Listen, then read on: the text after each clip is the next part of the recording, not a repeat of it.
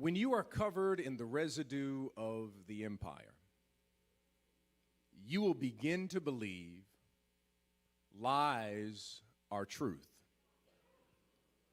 And truth is nothing but a lie.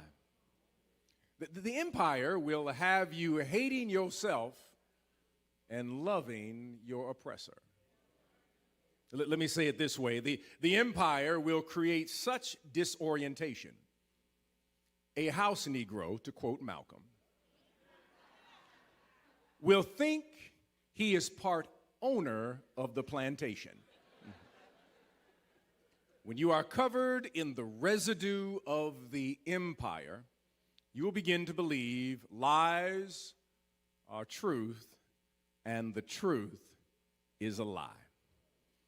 This past Thursday, I had the grand privilege and honor to participate in the inauguration of the 13th president of Morehouse College, my classmate, Dr. F. Du Bois Bowman. And for those not familiar with HBCU culture, it is a wondrous and, I dare I say, magical experience to witness almost 2,000 young men of African descent who are pursuing a degree in higher education literally get OGs like myself and my father hyped about the leadership of our latest president. I had never seen anything like it, the way that they did this inauguration.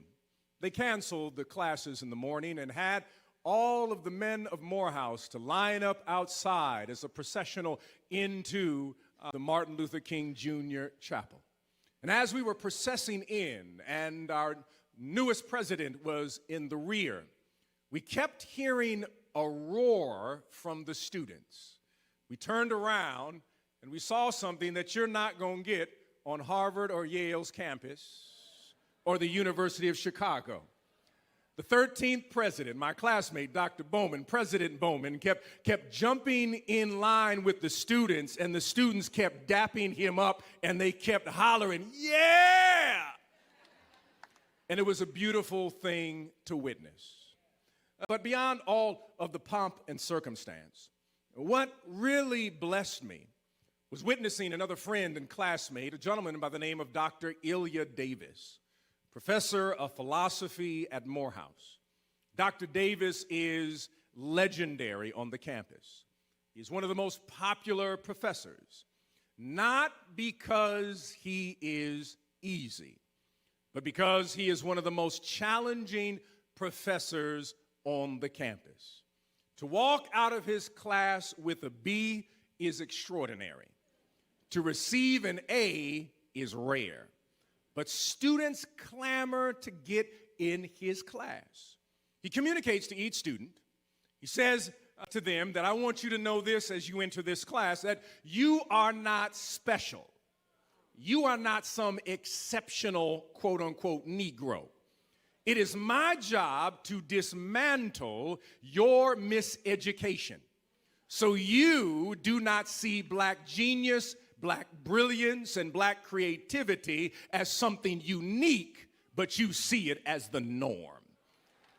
This is the class where being extraordinary is required, expected, and normative. I already know that you're the genius you have inside of you, and this class is going to work what has already been put in your spirit.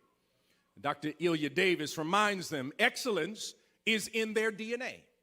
But if you are covered, he says, with the residue of the empire, you will believe the lie is the truth, and the truth is the lie. Carter G. Woodson, years before Dr. Davis entered into communication with these students, set the paradigm for his teaching.